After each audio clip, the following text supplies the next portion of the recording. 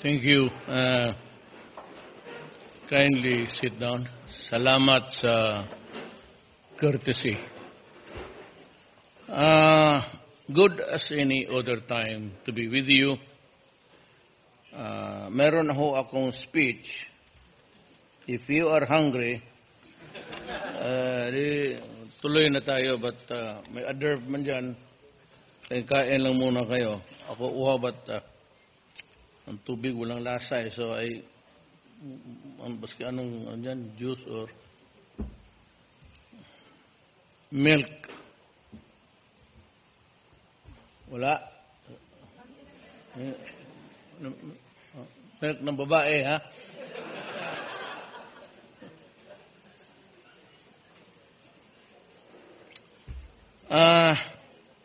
I propose to just look at what I did taas.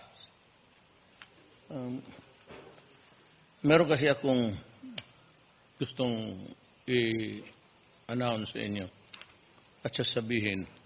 Kaya sabi ko, mabutit nandito kayo. But to do justice to the lady, I don't know who did it, in-overtime nila ito. So I will just read the last paragraph. Para tapos na tayo. We're gonna be...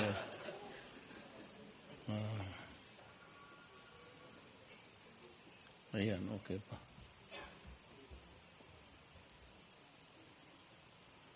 Bakit nasaan tubig dito sa amin? Totoo.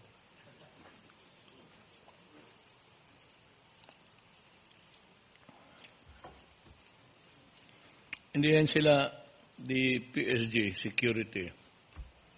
They are not comfortable with even bottled water ibigay sa akin. Kumukuha sila ng tubig sa filtered, of course, sa Pasig. Tapos nilalaga na pinapainitan nilang overnight. Siguro that's yun ho ang iniinom ko. Lasang Pasig, but in Davao, really, no kidding, we have the sweetest water in the world. Yung galing faucet, it's clean, it's potable. Tapos tignan ninyo, the water there is sweet. Galing Dumo yan. The subterranean thing there. It's only in one place also. Dumoy, Davao City. District of Dumoy. Napakasarap ng tubig. It's really, pati kung maligo ka, hindi mo kailangan ng shampoo. I'm not kidding. Telling you that, I'm promoting also Davao. Pagkatapos yung tubig na, hindi nyo kailangan mag-shampoo. Kaganda ng, buhok mo. But let us go ahead and finish this thing. As we create an environment where our people can enjoy their freedoms and cherish the gifts of democracy.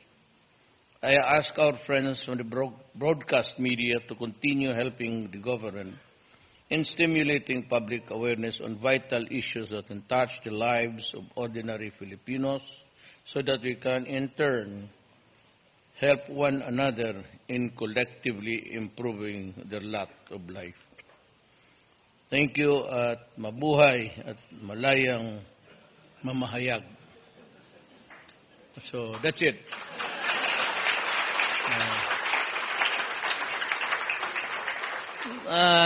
Then a very short addition. But 4 nights ago, I called for a command conference dito sa armed forces pati, all of the police, that anybody that would matter. I think this was the place. And I said, before the meeting, I asked the privilege of yung introductory, mga MC, sabi ko, ako na muna. And before we proceed with the problems of the country, you might want to hear what's in my mind. Sabi ko, tinawag ko kayo kasi kayo lang ang makakontrol if there's short of, meron talaga yan, just take care that security is assured to everybody at hindi magkagulo ang gobyerno. And it behooves upon every member of the armed forces to do exactly what's demanded. Law and order. So you have to maintain order, and obedience to the law must be there. Then I proceeded by saying that, guys, I'm tired. As I'm telling you now, I'm tired.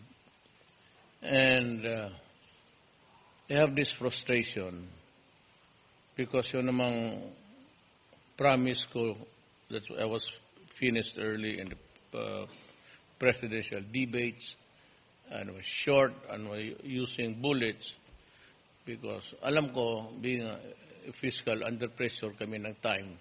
They're only given by the judge, then you're finished. So, bullet lang ako. And I promised 5. Sabi ko na, and maybe that was the reason why I won. The 15 million plus the 6 that I got as a majority. I had no political machinery at that time.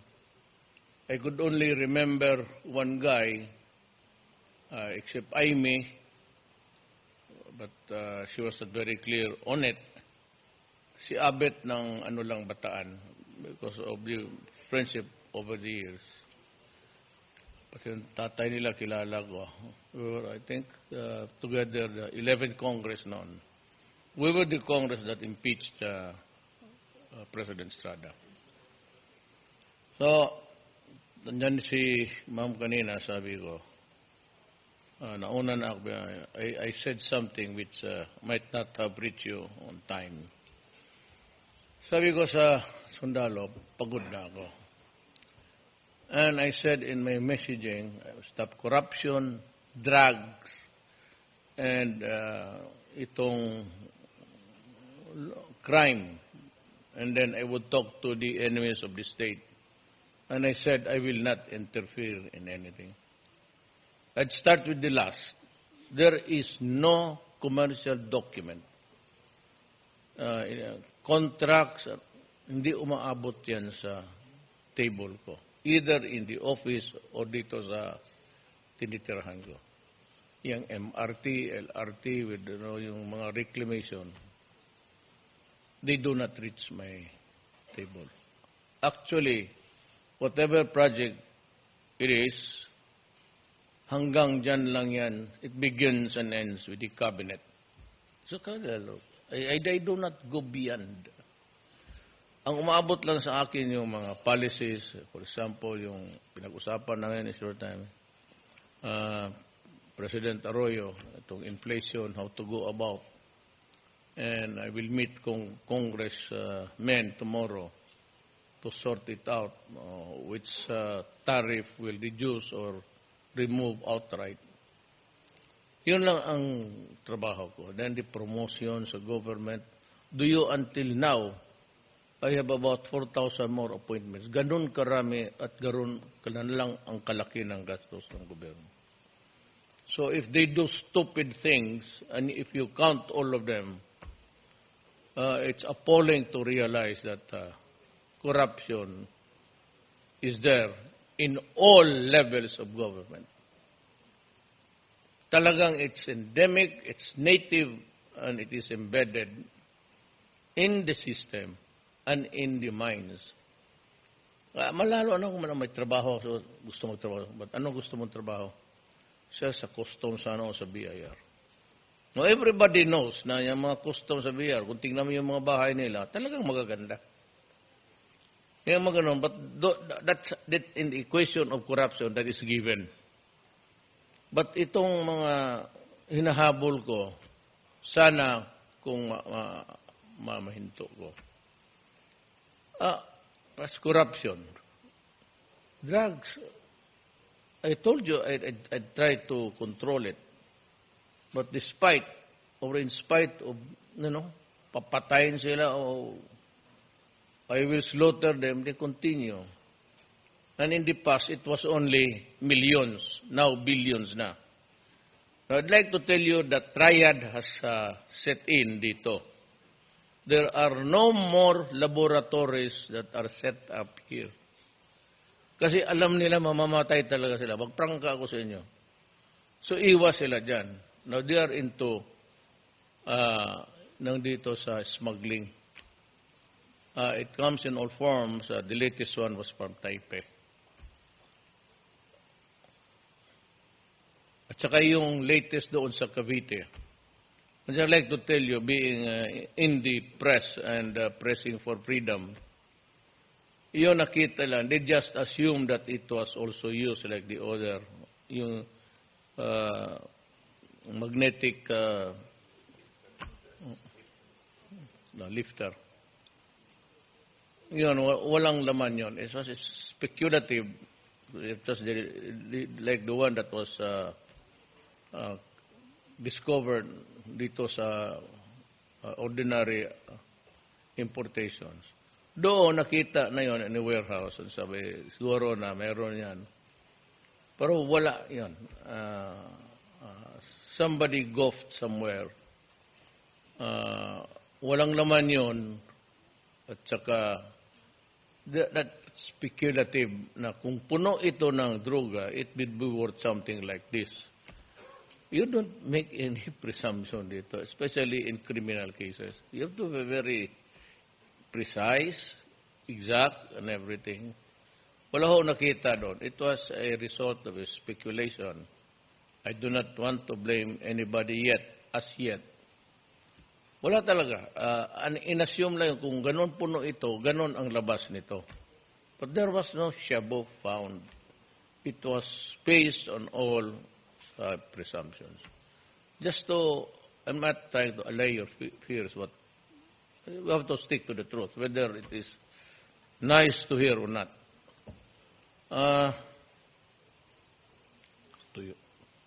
Kanina pa ako nag-speech kung if it's a piece, if we can convert it into a solid matter, I would have crossed Pasig River about 5 times already.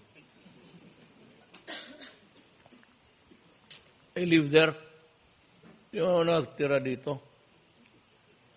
Kasi ito rin mga taga rito eh. Kayo mo rin dyan. Sabi minsan may nakita nga, may bata daw nakita nila. Anak ninyo yan. Ginago ninyo dito.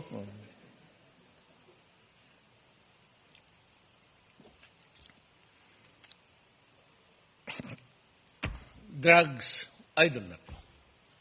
You be the judge. Noon, millions. Ngayon, billions na. So who consumes it? The public. Is the situation getting better or getting worse? In the past, sabi nila, bakit noong previous administration? Wala namang ganito kalagang. Para maintindihan ninyo. At yung mga pulis, hindi nagtatrabaho. And corruption was there anywhere and everywhere. Fiscals, I was once a prosecutor. Fiscal, judges. There's a fiscal here, 1,000 cases more dumaan sa kanya, not a single finding of. May judge rin. So, ganun kalawak ang pera. So, very corrosive that if it is not arrested on time, it will destroy the nation. Sigurado ako. I've been mayor for 23 years. I saw the city was deteriorated. But when I became mayor, sinampli ko lang, do not, fuck with my city. Do not destroy our sons and daughters. Kasi pag nasa droga na yan, talagang if it's patay, wala ka na. Social dysfunction resorts. And to think that yung mga Pilipino nandoon sa labas, they suffer the degradation and the loss of their dignity. You know, if you work, it has nothing to do with the Moro na Muslim dito. Doon, if you are paid, services are paid, or you are a slave bought from the slave markets of Africa, yung sexual intercourse comes as a matter of course. It's a form of a service. Kasali sa trabaho mo yan as a domestic helper. Noon ko pang nalaman yan when I was mayor. I went there to talk to King Fahd because 3 of my constituents were arrested by the religious police for distributing rosaries. I was able to get them out. But yun ang sinabi sa akin ng yung parang minister nila. Because I was told by the guy who was whispering to King Fahd, he was a little bit off his rockers. Pero sabi niya, you must know the real rules on the ground. Kasi ang complaint nila, kasali na yung ina-abuse sila. So, gano'n na lang ang galit ko. You know, may anak tayo. Hindi naman tayo mayaman. Hindi naman tayo mahirap. Imposible kung, lalo na sa akin. But I do not want you to speculate. May pera ako. Kung mag-retire ako, good na ako. So, added to that is yung pensyon namin. Kalaki ko ng pensyon, peg to the highest salary yan sa buhay mo. Pero itong yung Shabu, sisirain talaga tayo. Masira talaga. Believe me, it will destroy the nation. Kita mo naman ang volume sa importation. Yung nahuli nila, kung hindi na sabat yun, hindi, nasa streets na yun ngayon. And how about the others? Yung mga plastic bins, blue ones that are found floating in regions 1, 2, and 3. So it could only come from Taiwan. Nandyan ngayon sa tayo ang masakit pakinggan eh. Nagluluto sila dyan sa mga trawler nila.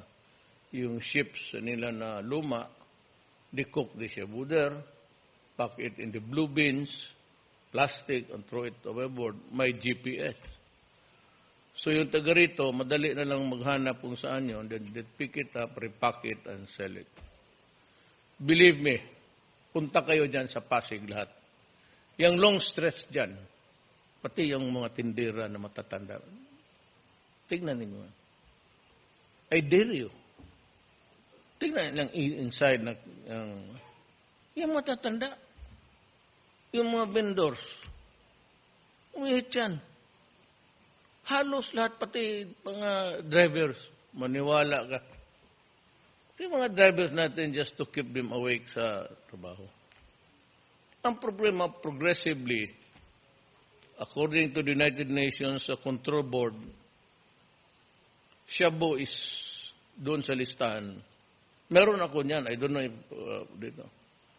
The characteristics of shabu is that it will result in a bizarre behavior and commits violent acts. Mas pinaka-deadly because shabu is a mixture of chemicals. Itong cocaine, heroin, cannabis, they are taken out or extracted from a organic plant. Ang shabu, ang chemicals. Tapos, saan diretso. And for nothing, I'm surprised. Gusto ko lang sana pantakot lang. But just to also to be appear to be terroristic about it. Even na at the expense of saying, patayin kita, well, if it can help, rather than really killing you, if my words, my warnings are seriously taken, then it might just also stop you from doing it. Pero kung yung mga talagang mga malalaki, I don't know, namala diyang,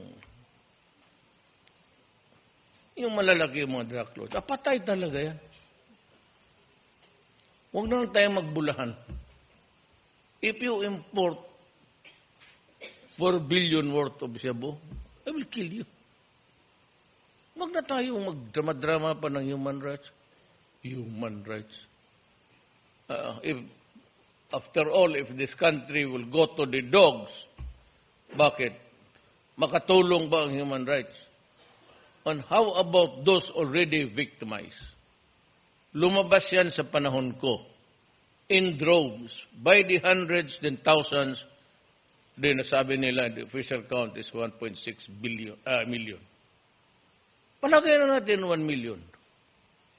Maligaya ka, sirain mo kababayan, 1 million. Ba't ilan bang gusto mong, ang target mo? 100 million ang Pilipino? Importante sa akin, kasi if you've noticed, nandiyan naman kayo sa, this is one face of a paper. These are the numbers of people killed by Duterte. Tangina niya, I never mentioned any particular name. Sinabi ko go after them. Talagang, ang mabuti kasi nito is, mayroong mga networks. I will order the police to adapt officially a reporter. Sumama kayo kung may raid at makita ninyo kung papaano lumaban. They are all crazy. And the first thing that they would feel if they are addicted, they are paranoid. That is why nagdadala ng baril. You ask, namatay ilan? 4,000? O tanongin kita, ilan ang namatay sa inosenteng mga tao? Remember that the Rocos in Marawi did not start as a rebellion outright. They were rebels because they claimed to be ISIS and, But it started with the service of a warrant of arrest of a Maoti brother. They refused to surrender and shut it out. Ang police nag-retreat kasi may mga reinforcement na. So that 9 Marines who crossed the bridge there, yung Mapande Bridge, yun ang inubos, tinarget ng second day of the trouble. Yung una, yung chief of police na pinatay, buhay pala. Ang second day, nung pumasok yung Marine, ubos yun. That's why that started the war. What precipitated that war? It was not because we arrested a rebel there.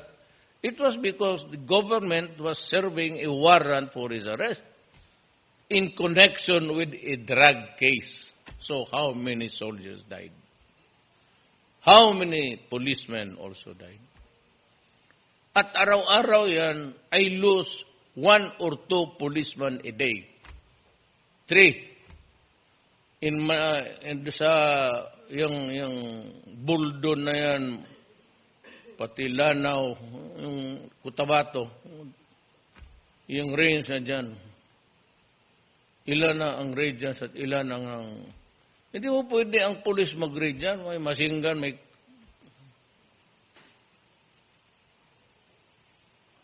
Matindi itong druga. So, I'm facing with so many fronts. The drug, ISIS.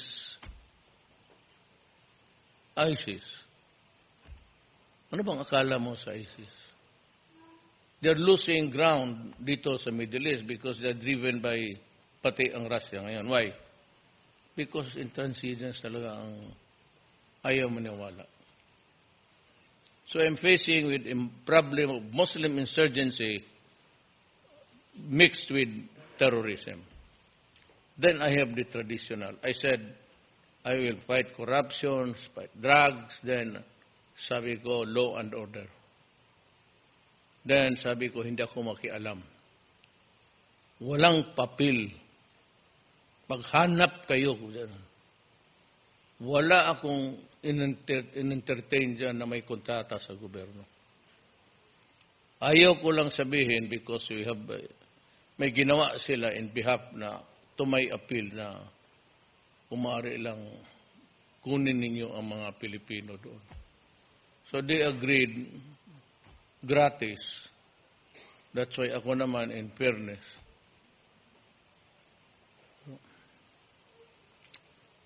ay marami akong kasalanan.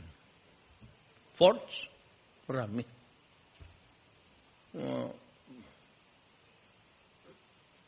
Mistakes? Plenty. But I was never, in my entire government service ko, it was not all about money. I was mayor, ganun rin. Tapos babae.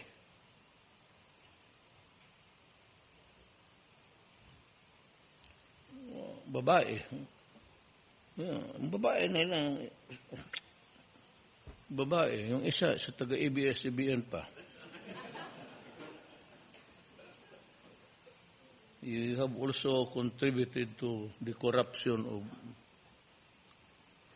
Hindi, maganda to. She's beautiful, pero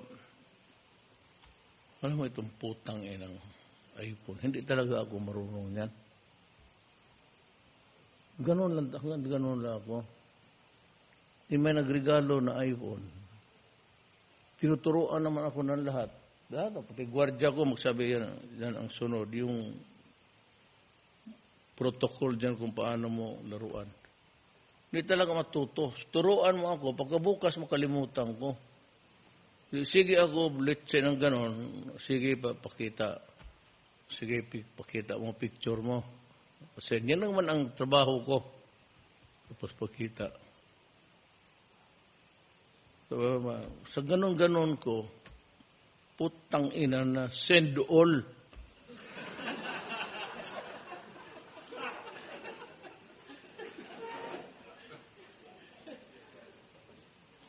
So, saan ang bag ko? Yung lang, ito ang bag ko. Baril ko, meron dyan. Telepono ko. Wala nang mistake. Pero nawala sa akin lahat.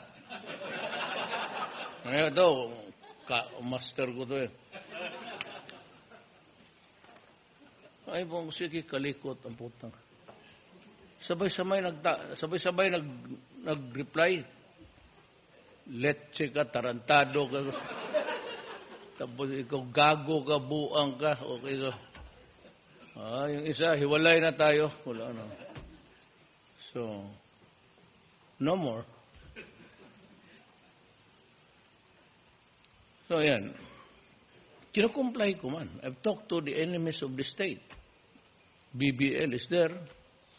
Ms. Wari is just waiting for the opportune time to talk about it. But I've stopped talking to the NPAs. Alam mo kasi ang NPA, marami silang agreement. It's spread in so many agreements. For every agreement you tally the advantages, it comes out a coalition government. As I have told you, I cannot give you what I do not own. Coalition government with the communists is not just right. I'm sorry. Fight na lang tayo. Pasabihin mo ng wala. Hindi ako nakialam. Tanungin ninyo yung mga negosyante dyan. So, minsan, because of the hurt, hindi naman talaga totoo. Maski tignan ninyo, it cannot be more than 40 million. Lahat-lahat na yun. At ang savings dates back to yung iba, yung sa tatay ko pa when he died. And the estate was finally settled. Yung may administrator nanay ko, Nag-away-away mga kapatid ko. Ako sabi ko, inyo na yan. Wala akong... So, nandiyan ang pera ko. Kaya minsan sinubrahan. I would just... maybe, I will not say I am sorry, but you should understand also. Yung placement ko, hindi natuloy, tapos nababoy pa ako. Billions and billions. Sabi raw ng, hindi naman totoo lang. Ano makuha nila sa totoo lang? Tinignan na nila yan. Yan sila yan. I never had that money. But during election time, what I was really bad was, nag-place ako kasi wala mang pera dumadating sa akin. Nobody was giving me money. Yung mga taga-Davao lang. So I could not go to places the way the others were. But you know what? Huwag na lang yung away kasi talagang nasaktan ako doon. At nauna pa yung kay Trillanes na black propaganda yung bata. Tuturuan sila. Which is really against the law. And there was an injunction. I was able to secure an injunction. And one network just went ahead to disregard it. Yung brazen rin ng not the impunity that's attributed to me, but it was so brazen. And wala talaga. Ako, marami man kami. Hindi lang ako. Escudero. Marami kami nauna yung pera. Hindi naman nangyari. Sana sinabi lang na sinauli yung pera with a... So that is what's really hurting. Kaya minsan I blurt it out, but I've learned to live with it actually. Kung minsan mag-init lang ang ulo ko. But let's understand each other and let it pass. I said because let no man with no sin cast the first stone here. Kaya, pero ako dito, tinawag ko yung mga, and I am repeating it to you now. Ako po'y sawa na. What is inside me is not really anger. Kasi wala ka talagang magawa. It's the frustration. That I cannot comply with my promise, number one, corruption. I've been trying to fire people. Hindi lang ninyo alam. Marami ako pero still corruption. It does not only persists, it flourishes. Sabi ko, hindi ko talaga kaya. Sinabi ko sa mga sundalo, hindi ko kaya. Pag hindi ko kaya yung corruption, which is really the one that's eating, eroding our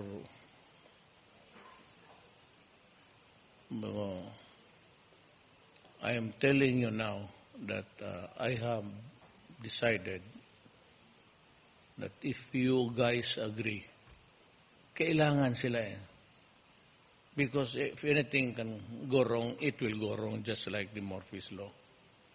Baka there will be hindi naman siguro, it will not destroy anything there, even the institution. But medyo may mga gulo, mga resentment, and it could take in several forms. Sabi ko sa kanila na, kayo ko yung kausap ko kasi you will guarantee, promise it to me, na you will keep order. Now, the reason why I cannot tell you that we follow the constitutional succession is this. Wala akong galit kay Robredo. Panalo na ako. Hindi ako nagkipag-away ng babae. Hindi nga ako sumasagot kung ano yung sinasabi nila. But sinabi ko, I think deep in my heart, if you follow the succession and Robredo takes over, hindi niya kaya. Mas maglalo,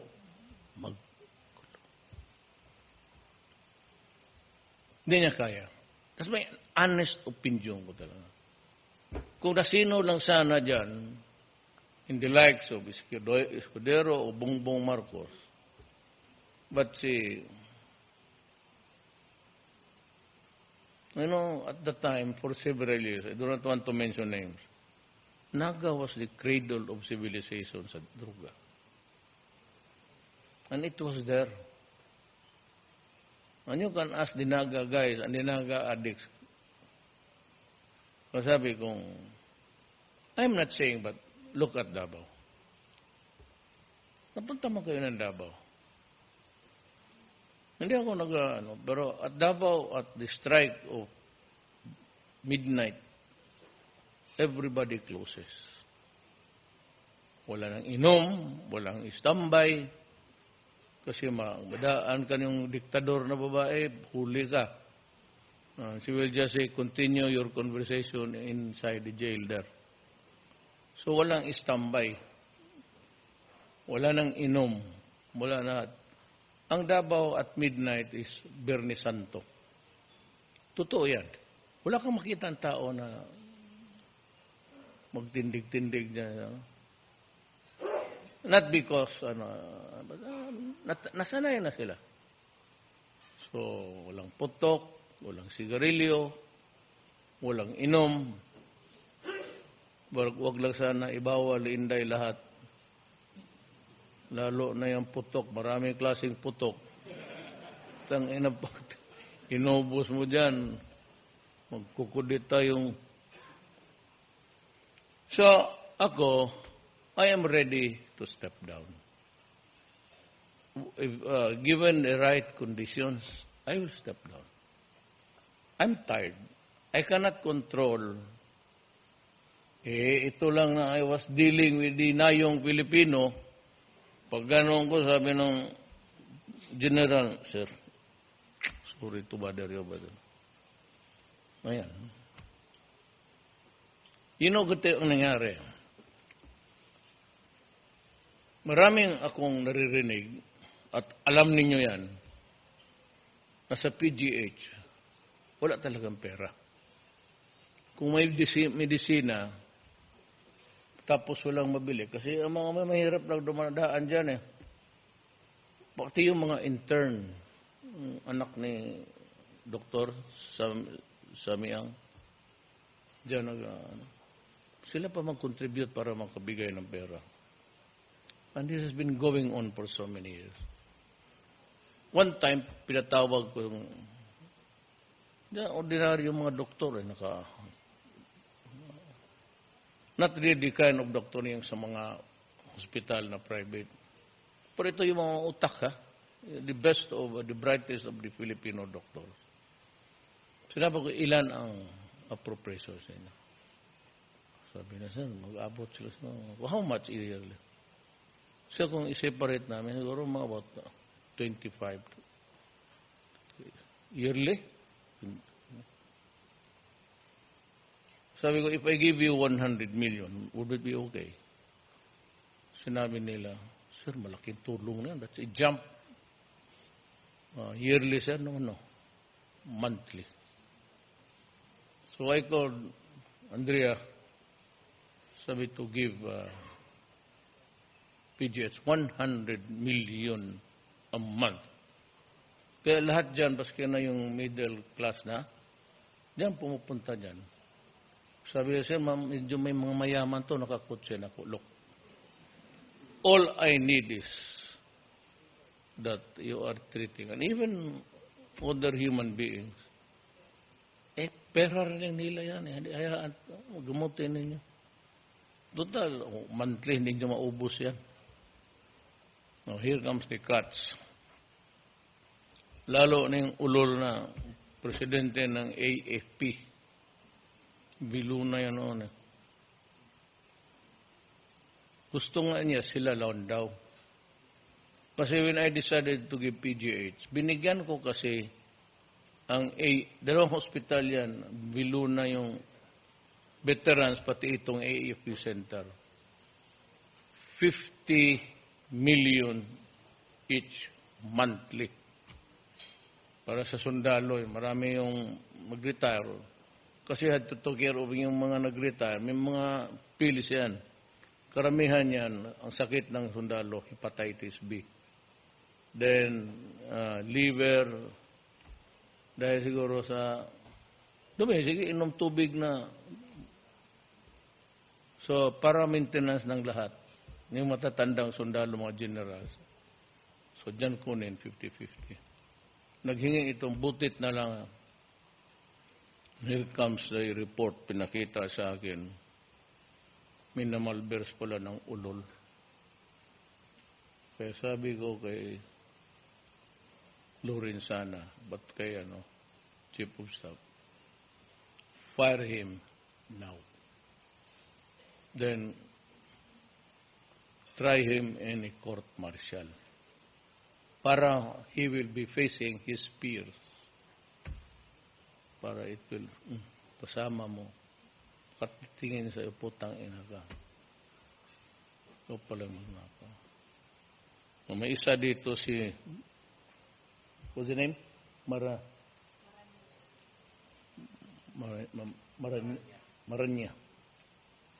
Ito naman, I will sign recommend him for yung mga ng kadete. Hindi pa ito lumabas paglabas ito, yung mga allowance ng kadete, sometimes sabi na parang tinanggal na sa amin.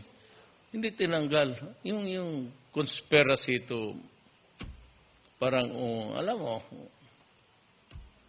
sundalo, sunod-sunod lang yan Kawawa. Putang ina, sabi ko, paano yung nasugatan sa Marawi? Putang ina ninyo. Kaya ako, pumutok ako. Parang, how about those with lingering?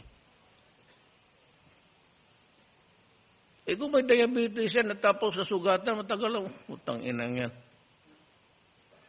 Doon ako nagalit. So sabi ko, prosecute him immediately. Sa allowance ng mga kadete, they took it to me na bali, na-stop raw. Maawa ako sa mga sundalo nag-aaral. Wala silang pamasahe pag-uwi. Alam mo, hindi naman lahat.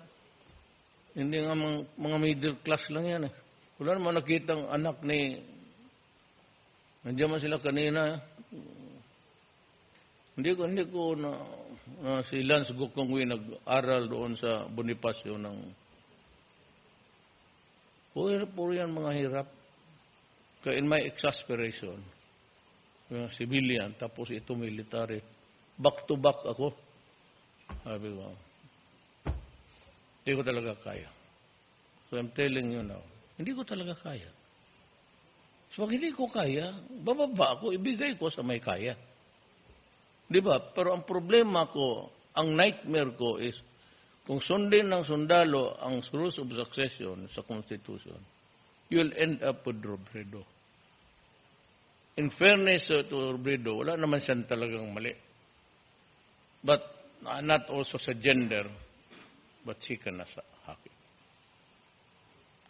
At kasi bakit? Mindanao.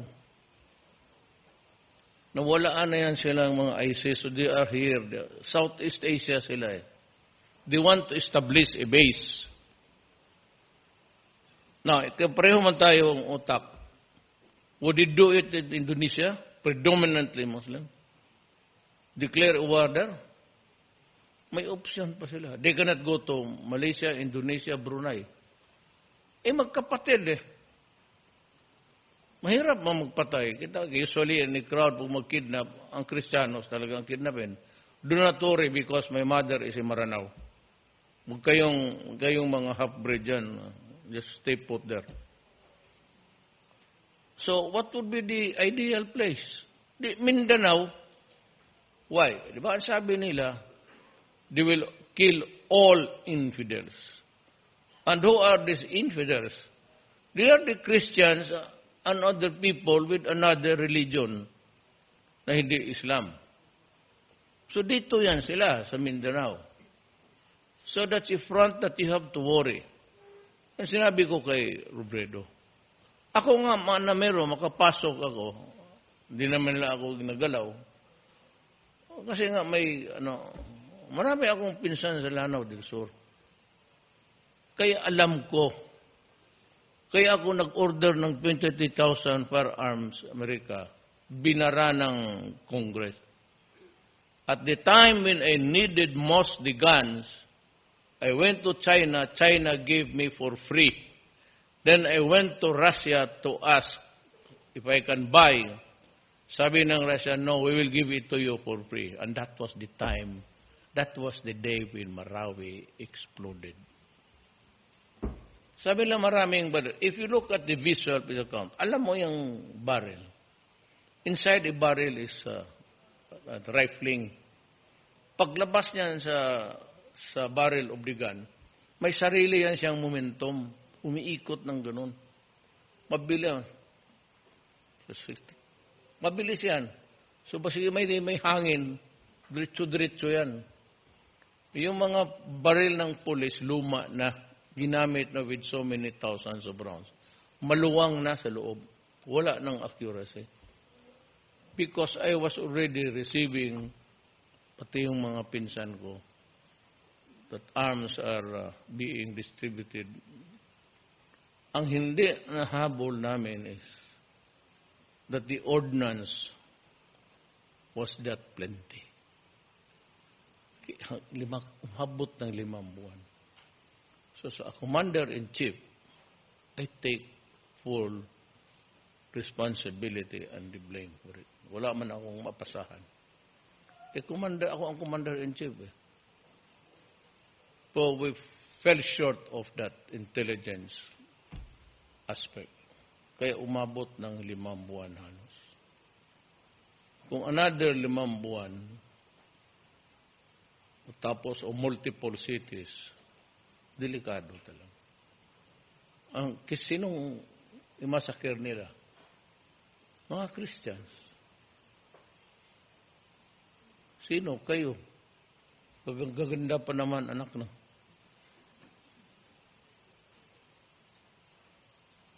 Yan ang problema dyan. Nandyan yung droga.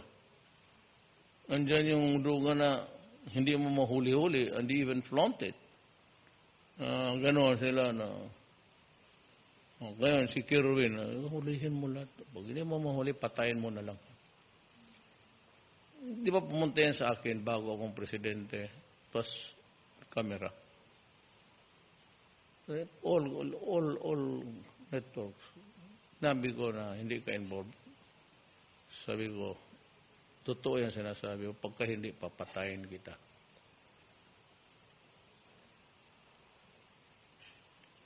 Minasinggan yung garahe, kutsi. Armored pala, hindi mag-talab.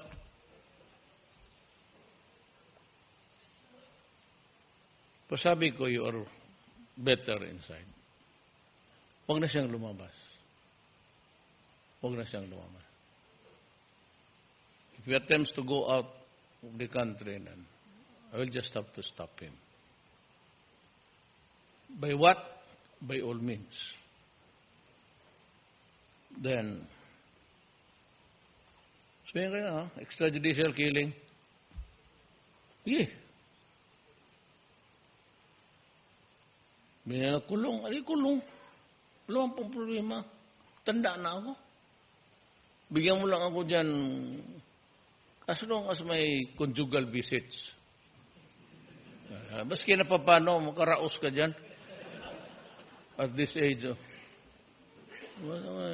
Viagra lang. And you know, Viagra is best when with an empty stomach. Magkain ka, hindi mo ka ng Viagra? Wala. Diba, wag with empty stomach. Iyo, sir, ilang minutes ba? Wala ito, atin-atin mo lang ito. In this table, kailan lahat? You know, private meeting man ito. Erectile dysfunction starts at late 50s. Totoo yan. Ladies, makinig kayo. Kaya kung nag-asawa ka 30 years, kagaya ng may doktor akong kilala, Diyan sa... Tapos may ano pa tawag, nasaan ka na banda? So, lumabas siya. Nandyan sa retiro, banda yung bayan ng malalaki.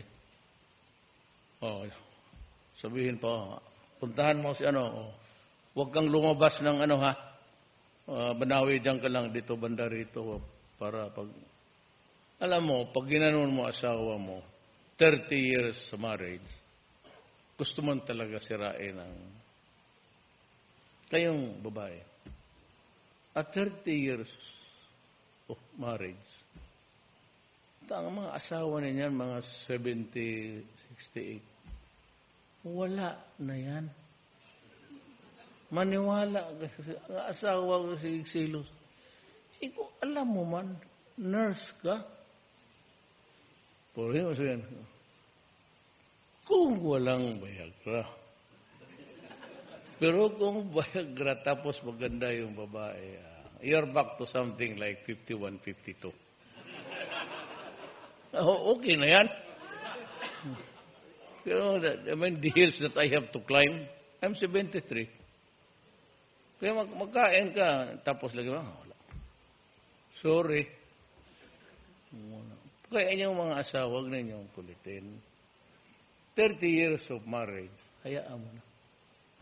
Wala na yan. Basket na may Viagra, siguro mga 15 minutes.